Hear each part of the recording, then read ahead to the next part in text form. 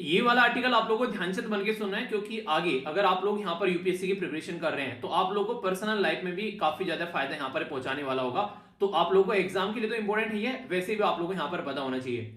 Deepak Rawat sir की video आप लोगों ने कई बार देखी होगी। यहाँ पर एक ऐसे नहीं, इनको देखने के बाद में कई सारे लोग फील करते हैं कि हाँ यार आईएएस ऑफिसर हो तो ऐसा हो, पर लेकिन क्या प्रॉब्लम फेस करनी पड़ती है आईएएस ऑफिसर को, तो कई सारी बातें मैं आप लोगों से यहाँ पर शेयर करने वाला हूँ। आखिर ये आर्टिकल न्यूज में क्यों आया है और क्या है यहाँ पर ये कैडर पॉलिसी, तो वो हम लोग यहाँ पर जानेंगे, डिटेल में समझेंगे इसके बारे में। सबसे पहले आप लोगों को ये पता होना चाहिए हमारी कंट्री में जो father of modern Indian civil services किसको बोला जाता है, सरदार वल्लभ भाई पटेल जी को बोला जाता है। इन्हीं के द्वारा काफी बड़ा समर्थन किया गया था जब हमारी कंट्री में आईएएस यानी कि इंडियन एडमिनिस्ट्रेटिव सर्विस, आईपीएस यानी कि इंडियन पुलिस सर्विसेज और ऑल इंडिया जो सर्विसेज होती हैं, ये यहाँ पर बेसिकली हमारी कंट्री में ऐसी सर्विसेज होती हैं जो कि पूरे देश को बांध कर रखती हैं। अगर आप लोग यूपीएससी की प्रिपरेशन कर रहे हैं तो आप लोगों को पता होगा यूपीएससी एग्जाम कंडक्ट कराती है, उसमें आप लोगों को प्रीलिम्स देना होता है, मेंस देना होता है और इसके बाद में इंटरव्यू देना होता है। तो ये जो पूरा प्रोसीजर फॉलो किया जाता है, इस पूरे प्रोसीजर में फिर सिलेक्शन होने के बाद में फिर आप लोग की ट्रेनिंग होती है देहरादून के अंदर, मसूरी के अंदर, ठीक है। तो फिर आप लोग यहाँ पर जब ट्रेनिंग आप लोगों की कंप्लीट हो जाती है तो यहाँ पर आप लोगों को कैडर दिए जाते हैं कि किस किस राज्य में आप लोग जाकर जॉब करोगे अपने। पर लेकिन आप लोग ये समझिए आज की डेट में हमारी कंट्री में डिफेंस मिनिस्ट्री है, फाइनेंस मिनिस्ट्री है, या फिर अलग अलग जितनी दुनिया भर की मिनिस्ट्री है हमारे देश में, होम मिनिस्ट्री होगी, इनमें सारी जगह कोई ना कोई आप लोगों को सेक्रेटरी, कोई कैबिनेट सेक्रेटरी देखने को मिलेगा। वो कहां से आते हैं, जब सारे राज्य के अंदर जब जो है सारे ऑफिसर जो है वो राज्य के अंदर चले जाते हैं कि हाँ आज की डेट में इसको ये यूपी कैडर मिल गया, किसी को तमिलनाडु, किसी को गुजरात कैडर मिल गया, किसी को आसाम कैडर मिल गया। तो फिर सेंट्रल गवर्नमेंट के पास में ऑफिसर कहां से आते हैं, जब यहाँ पर इनके द्वारा ऑफिसर अपॉइंटमेंट किए जाते हैं कि यहाँ पर ये जो है हमारी कंट्री में कैबिनेट सेक्रेटरी बन गए, ठीक है, ये हमारी कंट्री के पर्टिकुलर इस पोस्ट पर यहाँ पर अपॉइंट कर दिया, वो तो सारे स्टेट में चले जाते हैं। तो फिर यहाँ पे कैसे ऑफिसर्स आते हैं, तो यहाँ पर जो ऑफिसर्स आप लोगों को देखने को मिलेंगे नॉर्मली ये डेपुटेशन से आते हुए नजर आते हैं, ठीक है। तो डेपुटेशन से ऑफिसर आते हैं और वो यहाँ पर अपनी जो सर्विस है वो सेंट्रल गवर्नमेंट को देते हैं, स्टेट गवर्नमेंट से निकलकर। पूरा प्रोसीजर मैं आप लोगों को समझाऊंगा, पहले यहाँ पर आप लोगों को मैंने बता दिया कि बेसिकली सेंट्रल गवर्नमेंट जो होती है वो पूरा प्रोसीजर फॉलो करती है रिक्रूटमेंट का, और स्टेट गवर्नमेंट को फिर वो ऑफिसर्स मिल जाते हैं ताकि हमारी कंट्री में एक संघवाद का ढांचा प्रॉपर वे में चलता रहे, एक फेडरल सिस्टम वो आगे बढ़ता रहे। अगर इंटरेस्टिंग बात मैं आप लोगों को यहां पर बताऊं तो अगर आज की डेट में आप लोग देखोगे हमारी कंट्री इतनी डाइवर्स कंट्री है कि एक कनेक्टिंग लिंक की जरूरत है। तो ये माना जाता है कि जो इंडियन एडमिनिस्ट्रेटिव सर्विस है वो एक कनेक्टिंग लिंक का काम करती है, यहाँ पर पॉलिसी बनाने का काम करती है। सारे जो भी टॉप पॉलिसी फॉर्मेशन होती है, पॉलिटिशियन नहीं बनाते हैं, आप लोगों को लगता है कि पॉलिटिशियन उसने ये पॉलिसी बना दी, वो पॉलिसी बना दी, वो बस फेस होता है उनका। बाकी सारी पॉलिसी जो होती है वो नीचे बैठकर ये करते हैं, जो भी आईएएस जो एडमिनिस्ट्रेटिव ऑफिसर्स होते हैं इनका पूरा काम होता है। तो पूरे फ्रेमवर्क को, इतनी वास्ट कंट्री, डाइवर्स कंट्री को जो जोड़े रखने का काम करते हैं वो यही ऑफिसर्स करते हैं। यहाँ पर इंपॉर्टेंट बात यहाँ पर यह है कि जब यहाँ पर कॉन्स्टिट्यूएंट असेंबली के अंदर सरदार वल्लभ भाई पटेल जी बोल रहे थे तो उनके द्वारा काफी इंपॉर्टेंट बात यहाँ पर बोली गई थी, इसलिए ये मैंने हिंदी में भी लिख दी, क्योंकि आप लोगों ने देखा होगा एग्जाम में कई बार क्वेश्चन बना के पूछ लिए जाते हैं कि इसके ऊपर कमेंट कीजिए। इनके द्वारा यहाँ पर क्या बोला गया था, इनके द्वारा ये बोला गया था the union will go, you will not have a United India if you have not a good all India जो सर्विसेज, यानी कि अगर आप लोगों के पास में ऑल इंडिया सर्विसेज, अच्छी ऑल इंडिया सर्विसेज नहीं होती तो आज की डेट में हमारा कंट्री जो है वो इस तरीके से यूनाइट नहीं होता। जो अखंड भारत हम लोगों ने बनाया है यहाँ पर वो हमारा भारत नहीं होता, ठीक है। तो इसलिए यहाँ पर जरूरी है कि एक तरीके से हमारे पास में, तो इसके चलते हमारे पास में एक जो हम लोग स्वतंत्र, जो हम लोग एक देश को जी रहे हैं, तो एक स्वतंत्र हमारा देश जो आगे बढ़ रहा है, जिस तरीके से एक यूनाइटेड देश हमारा आगे बढ़ रहा है, उसमें ये जरूरी है कि अपनी बात रखने वाला, अपने मन की बात कहने वाला एक इंडियन सिविल सर्वेंट वहां पर होना चाहिए, ना कि उसको कोई प्रेशर करे, एक इंडिपेंडेंट इंसान होना चाहिए, और उसी की वजह से सारी बातें पॉसिबल हो पा रही हैं। यानी कि आज की डेट में अगर एक आईएएस ऑफिसर जो है वो अपनी ढंग से बातें रख पाता है, सारी चीजें ढंग से अपना काम कर पाता है, तो ही हम लोग एक सही डायरेक्शन में चल पाएंगे, ये बोला गया। ऑल इंडिया सर्विसेज जो होती है अगर उसके बारे में यहाँ पर बात की जाए, यहाँ पर जब भी आप लोग यहाँ पर जाते हैं तो सेंट्रल के डेपुटेशन पे यहाँ पर आप लोगों को देखने को मिलता है, जिसके चलते होता क्या है, सेंट्रल स्टेट गवर्नमेंट जो है वो आपस में कंसल्ट करते हैं और जो ऑफिसर जाता है उससे भी पूछा जाता है। आप लोग ये समझिए जैसे दीपक रावत सर जो हैं आज की डेट में ये आप लोगों को देखने को मिलेंगे उत्तराखंड में, अगर कल को चलकर इनको सेंटर पे डेपुटेशन पे भेजा जाता है तो यहाँ पर क्या करेगी, एक लिस्ट तैयार करेगी स्टेट गवर्नमेंट, और स्टेट गवर्नमेंट जो लिस्ट तैयार करेगी उसमें इनकी सहमति भी होना जरूरी है कि हाँ मुझे सेंटर पे डेपुटेशन पे जाना है काम करने के लिए। तो यहाँ पर जब स्टेट गवर्नमेंट की सहमति होगी और जिस पर्टिकुलर ऑफिसर्स को जाना है उसकी सहमति होगी, तो वो लिस्ट जो है फिर यहाँ पर सेंट्रल गवर्नमेंट के पास में भेजी जाएगी कि भाई साहब इनमें से चूज कर लो कौन आप लोगों को यहाँ पर चाहिए। तो उस लिस्ट में से फिर सेंट्रल गवर्नमेंट चूज करती है जितना भी उसको रिक्वायरमेंट होती है, और फिर वहां पर वो आगे चीजें बढ़ जाती हैं। यानी कि यहाँ पर अगर स्टेट गवर्नमेंट यहाँ पर मनाई करने लगे पर्टिकुलर पर्सन को, तो फोर्स ही नहीं किया जा सकता यहाँ पर एक पर्टिकुलर सिस्टम को अगर ध्यान में रखते हुए चला जाए तो ये पूरा पैटर्न आप लोगों को यहाँ पर इस तरीके से कुछ देखने को मिलेगा। और ये साफ साफ बोला भी गया है, अगर एक हेल्दी इन्वायरमेंट, एक अच्छा माहौल आप लोग देश के अंदर बनाना चाहते हैं, तो यहाँ पर कोई भी ऑफिसर जो है उसकी विल के अगेंस्ट जाकर, यानी कि अगर वो नहीं चाहता है कि उसको सेंटर में डेपुटेशन पर जाना है, तो उसको फोर्स नहीं किया जाएगा। कोई भी ऐसा नहीं है आनन फानन में कोई डिसीजन ले लेंगे कि हाँ भाई इस इंसान को भेजना ही भेजना है, और स्टेट जो है वो एक लिस्ट तैयार करेगा, वो उससे पूछेगा कि तुम जाना चाहते हो या फिर नहीं। ऐसे अपनी मनमर्जी से यहाँ पर ये काम नहीं करेगा।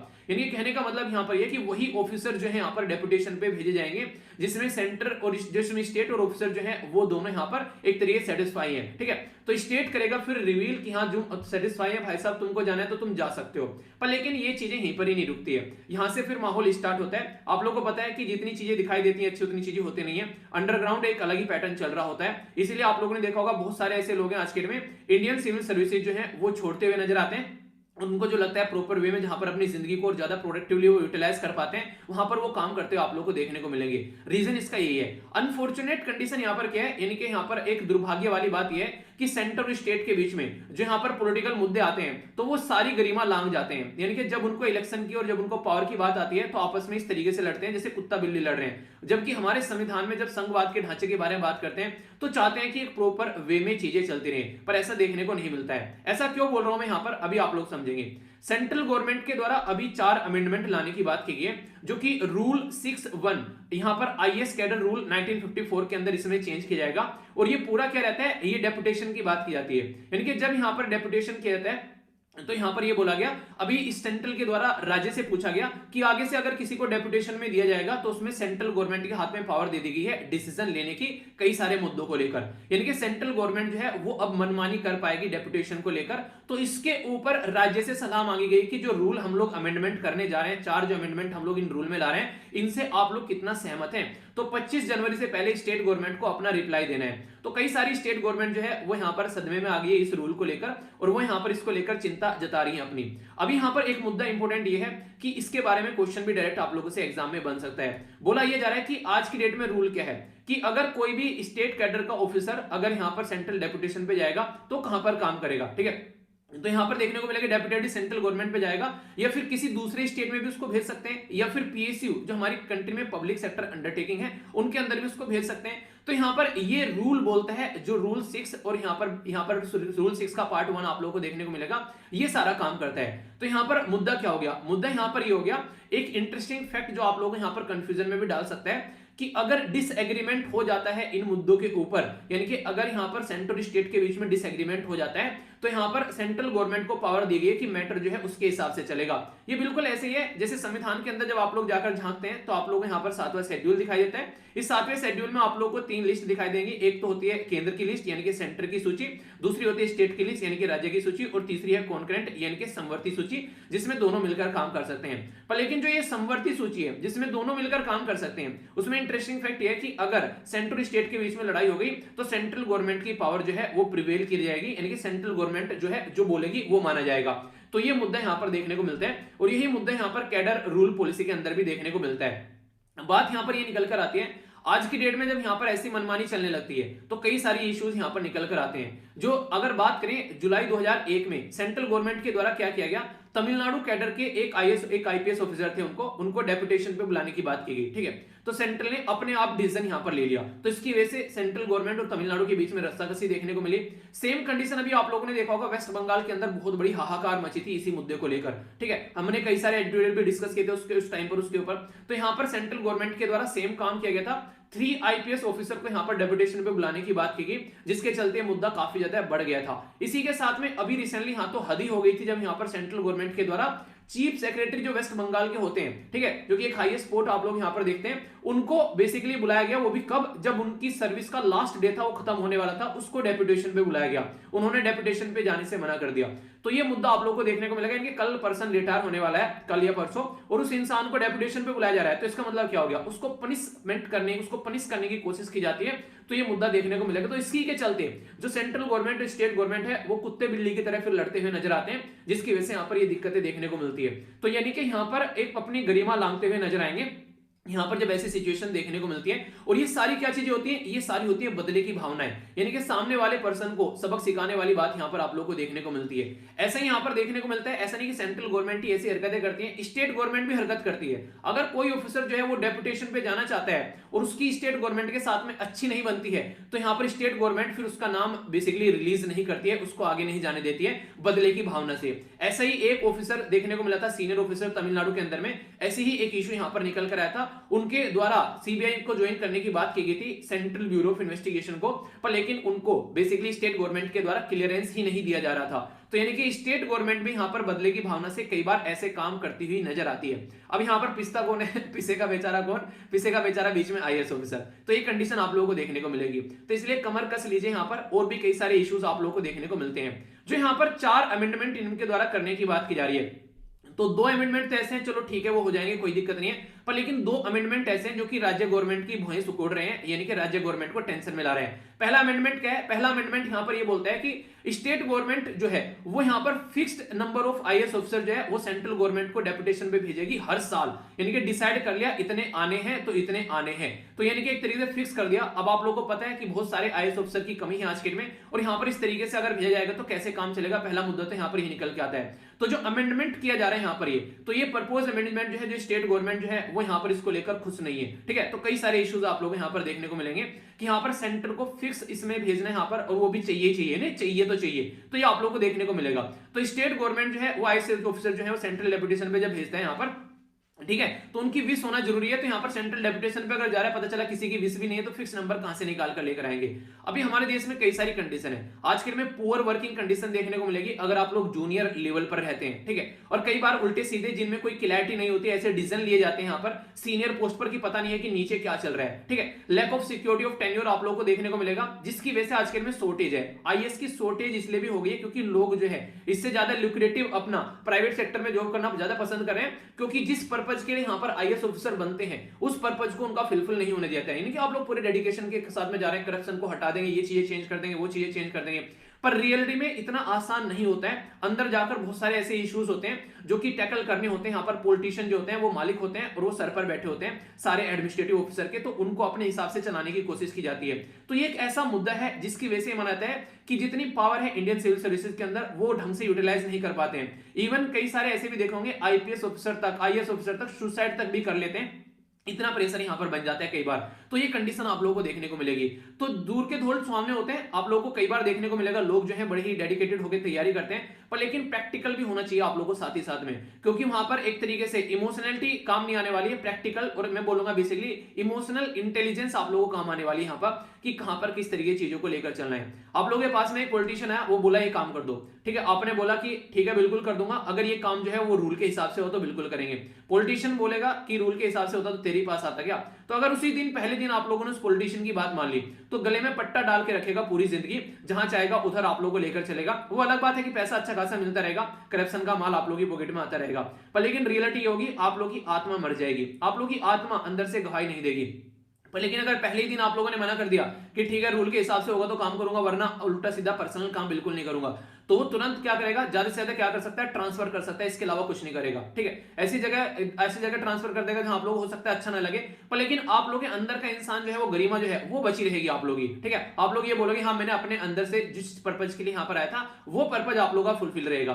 तो देखिए चैलेंज आप लोग को बहुत ज्यादा देखने को मिलेंगे, पर उन चैलेंज को टैकल करना भी आप लोग यहाँ पर आना चाहिए। तो यहाँ पर सबसे बड़ी बात यहाँ पर यही देखने को मिलती है, इसी की वजह से बहुत सारी पोस्ट खाली पड़ी है। इवन लोग जो है जॉब छोड़कर आ जा रहे हैं आईएएस ऑफिसर की, अभी रिसेंटली कई सारे रेजिग्नेशन आप लोगों ने पास्ट में भी देखे होंगे, ठीक है। तो ये कंडीशन यहाँ पर निकल कर आती है। पर लेकिन यहाँ पर एक मुद्दा जो इंपॉर्टेंट उठाया गया है वो है ये, जब ऑलरेडी स्टेट गवर्नमेंट यहाँ पर, ऑलरेडी सेंट्रल गवर्नमेंट यहाँ पर क्या कर रही है, आप लोगों ने देखा होगा अभी रिसेंटली हम लोगों ने इसके बाद में बात भी की थी कि यहाँ पर लेटरल एंट्री ले रही है। लेटरल एंट्री मतलब बाहर से डायरेक्ट यहाँ पर ये ऑफिसर्स की जो पोस्ट पर यहाँ पर ऊपर पोस्ट पर यहाँ पर सेक्रेटरी, यहाँ पर एक कैबिनेट सेक्रेटरी, यहाँ पर इन पोस्ट पर जिसका एक्सपीरियंस है उनको ले जाने की ऑलरेडी बात यहाँ पर कर रही है लेटरल एंट्री के थ्रू। जब यहाँ पर लेटरल एंट्री का ऑप्शन है उनके पास में और उसको यूज भी कर रही है यहाँ पर सेंट्रल गवर्नमेंट, तो फिर यहाँ पर क्यों आईएएस ऑफिसर जिनकी इच्छा भी नहीं है आने की, उनको आप लोग फोर्स कर रहे हो सेंट्रल गवर्नमेंट में जॉब करने के लिए आने के लिए? उनको तो आप लोगों को इस तरीके से फोर्स ही नहीं करना चाहिए। तो ये काफी बड़ा मुद्दा यहाँ पर निकल कर आ रहा है। तो इन्हें कहने का मतलब है कि उनको फोर्स नहीं करना चाहिए इस तरीके से, ये गलत तरीका है, आप लोगों को थोड़ा इसके बारे में सोचना चाहिए। एक और इंपॉर्टेंट मुद्दा यहाँ पर ये देखने को मिलेगा जो कि यहाँ पर स्टेट गवर्नमेंट को और इरिटेट कर रहा है। ये मुद्दा क्या है? ये मुद्दा यहाँ पर ये बोला है कि आप लोगों को ये बोला गया कि अगर कभी भी सेंट्रल गवर्नमेंट को किसी स्पेसिफिक सिचुएशन में ये लगा कि डेपुटेशन पे किसी को बुलाना है तो वो तुरंत बुला लेगा उसको, स्टेट गवर्नमेंट जो है वो ज्यादा उसमें इंटरफेयर नहीं करेगी, उसको रिलीज करना पड़ेगा। अब मान लीजिए अभी मैंने आप लोगों को तमिलनाडु वाला मुद्दा बताया, अभी मैंने आप लोगों को वेस्ट बंगाल वाला मुद्दा बनाया। अब ये तो ऐसा हो गया, पता चला यहाँ पर कोई ऑफिसर जो है वो ढंग से काम नहीं कर रहा है किसी भी तरीके से और सेंट्रल गवर्नमेंट को लगा बुरा उसको लेकर, तो तुरंत उसको डेपुटेशन में बुला लेगा। वो तो डेपुटेशन नहीं, वो तो पनिशमेंट हो जाएगा एक तरीके की इंसान की। तो ये मुद्दा आप लोगों को देखने को मिलेगा। तो पास्ट का जैसा एक्सपीरियंस है उसके बेस पर ये स्पेसिफिक कंडीशन जो है जिसको प्रॉपर डिफाइन नहीं किया गया, तो ये स्पेसिफिक कंडीशन का बहुत ज्यादा मिसयूज किया जा सकता है अपने पॉलिटिकल मुद्दों को साधने के लिए। क्योंकि आप लोगों को अभी रिसेंटली ऐसे कई सारे केसेस यहाँ पर देखने को मिले। यहाँ पर चीफ सेक्रेटरी, प्रिंसिपल सेक्रेटरी जो चीफ मिनिस्टर के होते हैं, ठीक है, पता चला उनको वहां पर एक सेंट्रल गवर्नमेंट में कोई और पॉलिटिकल पार्टी है, स्टेट गवर्नमेंट में कोई और पॉलिटिकल पार्टी है, तो उनको उठाकर दूसरे राज्य में डाल दिया, उनको उठाकर डेपुटेशन पे बुला लिया। जबकि एक एडमिनिस्ट्रेशन की जो नींव होती है चीफ सेक्रेटरी, प्रिंसिपल सेक्रेटरी, जो कि चीफ मिनिस्टर को प्रॉपर वे में एडवाइस करते हैं और सही डायरेक्शन में सारी चीजें चल रही होती है। तो ये ऐसा मुद्दा अगर यहां पर लाया जाएगा तो बहुत बड़ी दिक्कत आने वाले टाइम में देखने को मिलेगी।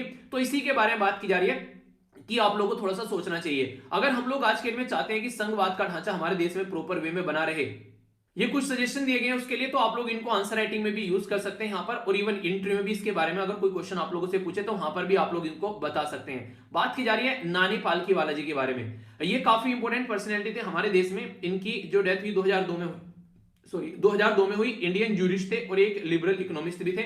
इनके द्वारा यहां पर यह बोला गया आज की डेट में अगर आप लोग चाहते हैं चीजें सही डायरेक्शन में चलती रहे, ठीक है, तो यहां पर एक वॉइसराय वाली टेंडेंसी, मेंटेलिटी आप लोगों की नहीं होनी चाहिए। यानी कि कहने का मतलब यहां पर यह था कि अगर देश को चाहते हैं तो देश के हित में आप लोगों को काम करना पड़ेगा, ठीक है। तो एक मोरालिटी रखनी पड़ेगी यहां पर सेंटर को, तभी जाकर चीजें आगे बढ़ पाएंगी, तभी जाकर यहां पर सेंटर और स्टेट गवर्नमेंट जो है वो ढंग से काम कर पाएंगी।